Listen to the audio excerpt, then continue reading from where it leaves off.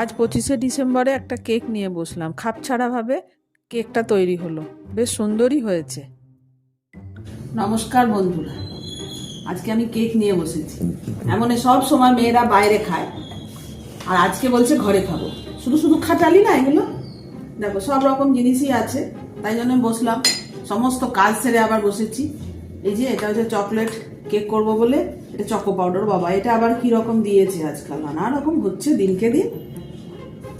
এই সব জিনিস আছে। আমার আবার ডিম ভাল লাগে বলে একটু ডিম দিয়েছি, 3টে ডিম নিয়েও বসেছি। ঠান্ডার মধ্যে এগুলো খাটালি কত, বিরক্ত ধরে যায়। কি আর করা যাবে, করছি। উপকরণ তো সবারই জানা। আমুলের একটা বাটার লাগে, কোকো পাউডার, ড্রাই ফ্রুট, এই যে কিশমিশ, কাজু। আমার আবার ডিম ভাল লাগে বলে 3টে ডিমও দিয়েছি, বেকিং সোডা, বেকিং পাউডার। আর আমার মেয়ের আবার চকো চিপস। এই দেখো কোথা থেকে আমি কি বার করি, ফ্রিজের মধ্যে রেখে গুড় সারা বছরের জন্য তোলা থাকে। আর আমার মেয়ে আবার চিনি খাবে না, এত হেলথ কনসাস। এদিকে সব খেয়ে নিচ্ছে।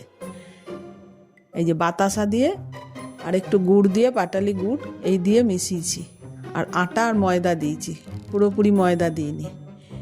মানে সব দিকে আমার ব্যবস্থা করতে হবে।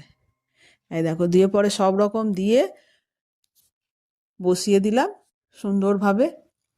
আগের থেকে একটুখানি প্রিহিট করে নিয়েছিলাম গ্যাসে, একটু নুন দিয়ে একটা কড়াই বসিয়ে তার উপরে এই যে কেকটা বসিয়ে দিচ্ছি। আস্তে আস্তে আস্তে আস্তে ভাপে হয়ে যাবে সুন্দর কেক। তোমাদের যদি একটু ভালো লাগে একটু সাবস্ক্রাইব করো, আর কে কোথা থেকে দেখছো একটু লাইক কমেন্ট করো। এই দেখো একটা কেক, বেশ খুব সুন্দর কেক তৈরি হয়ে গেল।